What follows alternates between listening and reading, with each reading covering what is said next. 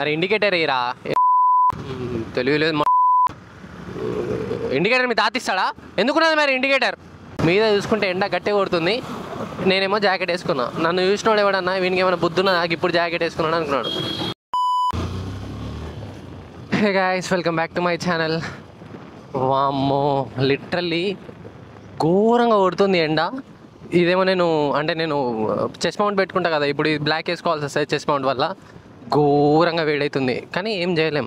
ఈ వ్లాగింగ్ ఏందో ఇదేందో నాకు అసలు ఏం అర్థమవుతలేదు, కానీ చేయాలి. If you wanted to do something else in your life, you have to sacrifice everything. ఇప్పుడు నాకు మోటివేషన్ కూడా రావాలి కదా, అంటే వీడియోస్ తీయాలి. మోటివేషన్ ఎట్లా వస్తుంది? వ్యూస్ వస్తే మోటివేషన్ వస్తుంది. వ్యూస్ ఎంత వస్తున్నాయి? 6, 7, 8, 9, 10, 20, 100, మ్యాక్స్ 1000. కానీ వచ్చిన దాంట్లో మాత్రం మంచిగా కామెంట్స్ బాగానే పెడుతున్నారు, ప్లస్ నాకు షార్ట్స్కి మంచి వ్యూస్ వస్తున్నాయి. కానీ కొంచెం డిసప్పాయింటెడే. నువ్వో నన్ను మోనియో ఏందిరా నాయన. పోలీస్ బాబాయ్. ఇప్పుడు నేను మీకు ఏమని చెప్పినా, నాకు 6, 7, 10 వ్యూస్ కన్నా ఎక్కువ రావట్లేదు, మోటివేషన్ దొరకట్లేదు. కానీ అయినా నేను కన్సిస్టెంట్గా ఉంటా, ఇయ్యాల కాకుండా రేపైనా సక్సెస్ అవుతా అని చెప్పిన కదా. చూసుకోండి, ఈ వీడియో ఇప్పుడు ఏదైతే పెట్టినో, ఈ వీడియో ఒక 1 year తర్వాతనో ఆర్ 6 months తర్వాతనో ఈ క్లిప్ మళ్ళీ నేను పెడతా. అప్పుడు నాకు రోజుకి 1,00,000, 2 లక్షల వ్యూస్ వస్తాయి. అప్పుడు కన్సిస్టెంట్ అంటే ఏంది అన్నది పదానికి అర్థం చూపిస్తాను మీకు. ఓ ఓ ఓ ఓ ఓ ఓ ఓ నాది తప్పులే.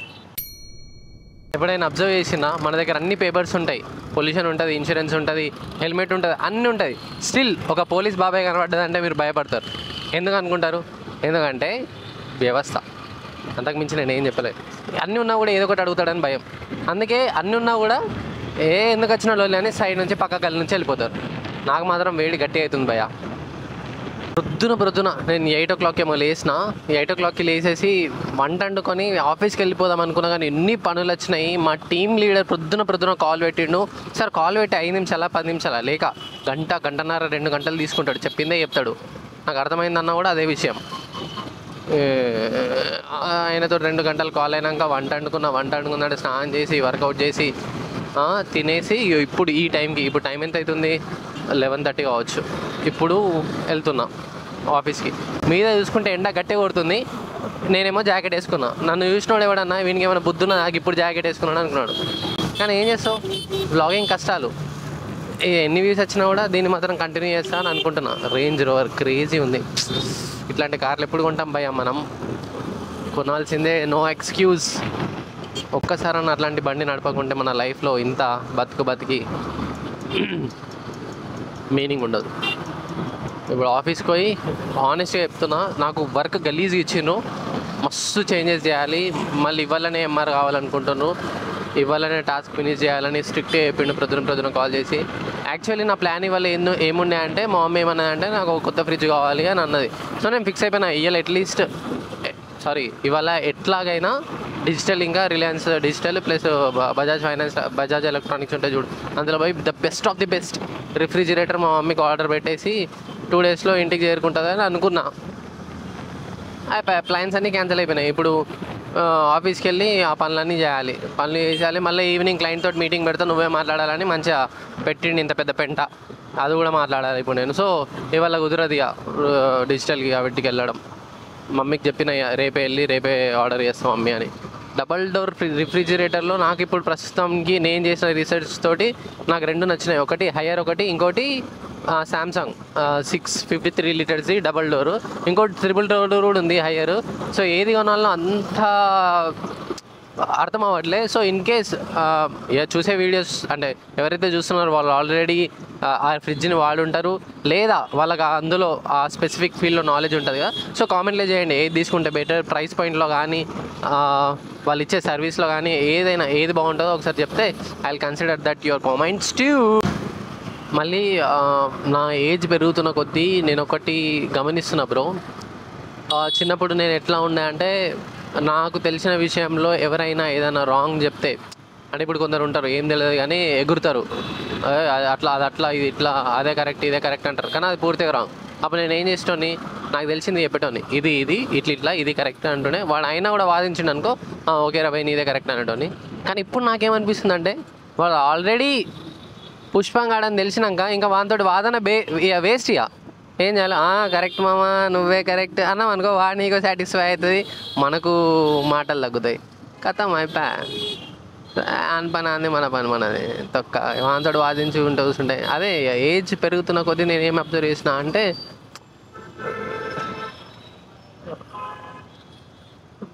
తక్కువ మాట్లాడుతున్నా అని. ఎవరిని అనవసరంగా ఆగినా కదా, నేను ఇక్కడ ఆగాల్సిన అవసరమే లేకుండే తొక్కలో. ఎట్లా స్ట్రేట్ వెళ్ళిపోయేటని పోలీస్ మామ ఉన్నాడు, మళ్ళీ అదో బాధ. అమ్మ గ్రీన్ వచ్చింది, పదరా. వెరీ గుడ్ రా, థ్యాంక్ యూ రా. అరే బిట్టు సూపర్ రా. మళ్ళీ ఇంకోటి డార్క్ రియాలిటీ మీకు ఏం చెప్పాలనుకుంటున్నా అంటే, మీరు నేను క్రియేటర్స్ పేరు తీసుకోను, కానీ కొందరు ఉన్నారు ఇప్పుడు మన తెలుగులోనే మోటో బ్లాగింగ్ చేస్తున్నారు. ఇట్లా అంటే నేను ఐప్యాడ్ కొన్నా, కారు కొన్నా, ఇది కొన్నా, గోప్రో కొన్నా, తోటకూర కట్ట, వాళ్ళు లడాక్ వెళ్తున్నారు, ఇట్లా బ్యూటిఫుల్ వరల్డ్ని మీకు చూపిస్తున్నారు. అరే అంత బాగుంటుందా లైఫ్, నేను కూడా కావాలి, నేను కూడా సంపాదించాలని చూపిస్తున్నారు. కానీ హానెస్ట్గా చెప్తా, ఇప్పుడు ఎగ్జాంపుల్ ఒక క్రియేటర్ని తీసుకోండి, పెద్ద క్రియేటర్ని, మోటో బ్లాగింగ్ చేసే అతన్ని. ఇప్పుడు ఆయన దగ్గర అంటాడు కదా, ఒక్క డేలో 300 కిలోమీటర్స్ కొడతా, 400 కిలోమీటర్స్ కొడతా, నేను సోలో రైడర్ని అని. అంటే ఆ 300 to 400 కిలోమీటర్స్ రైడ్ని మీకు 8 to 10 minutes వీడియోలో చూపిస్తున్నాను. ఆ 8 to 10 minutes వీడియోలో ఏముంటుంది, నేను తిన్నా, రోడ్ చూడండి చాలా బాగుంది, మౌంటైన్స్ చూడండి బాగుంది, అరే ఇండికేటర్ ఏరా, తెలియలేదు ఇండికేటర్ మీ తాతిస్తాడా, ఎందుకున్నది మరి ఇండికేటర్. అదే బ్రో, ఒక్కోసారి ఎక్కుతుంది కోపం, జుర్రమని ఎక్కుతుంది మీదికి ఇట్లాంటి వాళ్ళని చూస్తే, బేకార్ నా కొడుకుల్ని. అదే ఏం చెప్తున్నా మర్చిపోయినా. 8 to 10 minutes వీడియోలు చూపిస్తారు, కానీ అతను మాత్రం 300 to 400 కిలోమీటర్స్ ఒక్కడే రైడ్ చేస్తాడు. వాడు చూపెట్టిందే బ్యూటిఫుల్ ఉంటుంది, కానీ వాన్ రైడ్ వానికి బోర్ కొడుతుంది. ఇప్పుడు ఒక్కడు ఎంతకన్నా రైడ్ చేస్తాడు చెప్పు, ఖాళీ రోడ్లలో ముచ్చట పెట్టకుండా అంటే పాటలు వింటాడు వాడిగా, పాటలు విని కూడా టైంపాస్ చేస్తాడు, కాలక్షేపం అలానే చేస్తారు బ్రో. సో మీరు కొంచెం సోషల్ మీడియా లైఫ్ నుండి కొంచెం బయటకు వచ్చి, మీరు కూడా time consuming bro social media తొక్క. ఒక్క రీల్ చూడతాందుకు పోదాం, 10 రీళ్ళు చూస్తాం, గంట బొక్క. ఓడీస్ కూడా ల్యాంబోర్గిని ఏముంది బ్రో, ఇక్కడికి వచ్చినప్పుడు ల్యాంబోర్గిని చూస్తా, క్రేజీ ఉంటుంది, ఇంటాక్ట్ బ్లాక్ నుంచి ఇట్లా బ్లాక్ ఉంటుంది, ఇంత డస్ట్ ఉండదు, క్లీన్గా మస్తు ఉంటుంది. ఇక్కడికి వచ్చినప్పుడు ల్యాంబోర్గిని దర్శనం చేసుకుంటా, ఒక మోటివేషన్. వాళ్ళు ఏం కరెక్ట్ చేసినా మనం ఏం రాంగ్ చేస్తున్నాం, వాళ్ళు ఎందుకు కోట్లు సంపాదిస్తున్నాం, మనం ఎందుకు సంపాదిస్తలేం, అది అర్థం కాదు. నాకు తెలిసిన విషయం, నేను ఇప్పటిదాకా నేర్చుకున్న దాంట్లో నాలెడ్జ్లో ఒక చిన్న బిట్ మీకు షేర్ చేద్దాం అనుకుంటున్నా. మన అందరికీ తెలుసు డిమాండ్ అండ్ సప్లై చైన్. ఇప్పుడు డిమాండ్ ఏంటంటే, ఎగ్జాంపుల్ ఇప్పుడు కరోనా వచ్చినప్పుడు మాస్క్, శానిటైజర్స్, హ్యాండ్ వాష్ ఇవి చాలా నిత్యావసర వస్తువు అయిపోయింది, అందరి ఇంట్లో ఉండాల్సిందే అవి. సో కొందరు తెలుగు మంతులు ఏం చేసిండ్రు, టక్క అవి మ్యానుఫ్యాక్చర్ చేసేసి అమ్మేసిండ్రు, కోట్లు సంపాదించుకున్నారు. సో ఎప్పుడైనా మార్కెట్లో ఏదైతే డిమాండ్ ఉందో దాన్నే మనం సప్లై చేయడానికి ప్రయత్నించాలి. ఫస్ట్ థింగ్, ఇప్పుడు నిత్యావసర వస్తువు ఏంది, మన బట్టలు. మనం అందరం బట్టలు కొనాల్సిందే, అవి 3 to 4 monthsలో పాత అయితే మళ్ళీ కొత్తవి కావాలి, బర్త్డేకి కొనుక్కుంటాం, పండుగలకు కొనుక్కుంటాం, కాబట్టి అది మ్యాండేటరీ. సో మనం బట్టలు అమ్మొచ్చు ఫస్ట్ థింగ్. ఇంకా డబ్బు ఉన్నోడు మస్తు తెలివిపరుడు ఏం ఆలోచిస్తాడు, ఇప్పుడు ప్రతి డిస్ట్రిక్ట్లో, ప్రతి స్టేట్లో, ఇప్పుడు హైదరాబాద్ కానీ, ఆదిలాబాద్ కానీ, మహబూబ్ నగర్ కానీ ఏదైనా పట్టుకుంటే అందులో 10 to 50 షాప్స్ ఉంటాయి. ఆ షాప్స్ అన్నిటికీ బట్టలు ఎక్కడ కావాలా, ఒక మ్యానుఫ్యాక్చరర్ కావాలి. నేను మ్యానుఫ్యాక్చరింగ్ యూనిట్ ఎందుకు పెట్టద్దు అని వాడేం చేస్తాడు, మ్యానుఫ్యాక్చరింగ్ చేసి వీళ్ళకి అమ్ముతాడు. సో వాడు డబుల్ ప్రాఫిట్ సంపాదిస్తాడు, వానికి సప్లై చైన్ తోటి సంబంధం లేదు. అంటే supply chain in the sense అంటే వాడు ఒక్కొక్క కస్టమర్ దగ్గరికి అడగాల్సిన అవసరం లేదు. ఇప్పుడు వాని మాల్ అయిపోయిందంటే వాడే ఫోన్ చేస్తాడు, భయ్యా నాకు మాల్ అయిపోయింది నాకు పంపు అని. సో వానికి అట్లాంటి టెన్షన్స్ ఉన్నాయి, అట్లాంటి పెట్టచ్చు వ్యవస్థ. అదే నేనేమంటున్నా అంటే, ఎక్కడైతే డిమాండ్ ఉందో అక్కడ సప్లై చేయాలి మనం. ఫస్ట్ థింగ్, మనం ఇన్వెస్ట్మెంట్ పెట్టలేం. పెట్టగలుగుతామా? ఇప్పుడు మీరు లేడీస్ డ్రెస్ షాప్ పెట్టాలనుకున్నా, మెన్స్ షాప్ పెట్టాలనుకున్నా minimum to minimum investment 3 to 5 lakhs అవుతుంది. ఎంత చిన్న బుట్టి దుకాణం ఓపెన్ చేయాలనుకున్నా, బుట్టి దుకాణాలకేమో రారు వీళ్ళు. అందరు ఇప్పుడు మింత్రా యాజ్ అని యూజ్ చేస్తున్నారు. సో నేను జస్ట్ ఇది ఎగ్జాంపుల్గా తీసుకున్నాను కాబట్టి చాలా బిజినెస్లోనే మనం చేయాలనుకుంటే కానీ మనం ఇన్వెస్ట్మెంట్ పెట్టాం, రిస్క్ తీసుకోం. అది ఒకవేళ నడవకుంటే ఏమవుతుంది అట్లా. కాబట్టి మనకున్న ఒక ఆప్షన్ ఏంది ఇప్పుడు, మెయిన్ థింగ్ అన్నిటికన్నా ఇంపార్టెంట్ ఏంది అంటే ఇప్పుడు డిమాండ్ అంటే చాలా ఎక్కువ ఎక్కడ ఉంది, యూట్యూబ్ అండ్ ఇన్స్టాగ్రామ్లో. ఎందుకంటే ప్రతి ఒక్క వ్యక్తి ఇన్ ద సెన్స్ పుట్టిన పాపకెళ్ళి వాడు వీడియో పెట్టేది వాడు తినడు. కాబట్టి ఇంత డిమాండ్ ఉన్నప్పుడు మనం సప్లై ఎందుకు చేయదు? So instead of watching reels, instead of consuming content, you have to create content and let them consume. నువ్వు కాంటెంట్ క్రియేషన్ చేయి, నువ్వు ఎడిట్ చేసి పెట్టు, ప్రజలు కన్జ్యూమ్ చేయని. ఎందుకు నువ్వే ఎప్పుడు కన్జ్యూమర్గా ఉండాలి? ఎందుకు నువ్వు క్రియేటర్ అవ్వద్దు? అది నా పాయింట్. కాబట్టి స్టార్ట్ క్రియేషన్. అది నేను ఉట్టి ఇన్స్టాగ్రామ్ యూట్యూబే అనట్లే, ఏదైనా కొత్తది అనుకోండి. You be the creator, never be a consumer. You have to be a consumer on a daily basis. But నీకంటూ ఒక ప్రోడక్ట్ ఉండాలి. You have to create something on your own. That's what I meant. అర్థమైన వాళ్ళకి అర్థమైంది, అర్థం కాని వాళ్ళు ఆలోచించు ఉండిపోండి. మనం డిఫరెంట్గా ఉండాలి. ఇప్పుడు దేవుడు ఏం చేసిండు, అందరికి 2 చేతులు 2 కాళ్ళు ఇచ్చిండు. అమ్మానికి కూడా 2 చేతులు 2 కాళ్ళు ఒకటే బ్రెయిన్ ఉంది, కానీ వాడు అమ్మానే అయ్యిండు. నేను FZ బండి మీద తిరుగుతున్నా. ఎందుకు? ఇది కూడా నా బండి కాదు, ఇది మా అన్నది.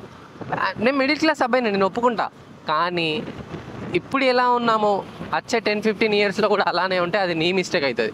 ఇప్పుడు నన్ను కూడా నేను బ్లేమ్ చేసుకుంటా. నెక్స్ట్ 10-15 yearsలో if I'm not financially stable, నన్ను నేను పక్కా బ్లేమ్ చేసుకుంటాను. నువ్వేం తప్పు చేసినావు, నువ్వేం చేయలేకపోయినావు, ఇంకా ఫైనాన్షియల్లీ స్టేబుల్ లేవని నన్ను నేను కూడా తిట్టుకుంటా.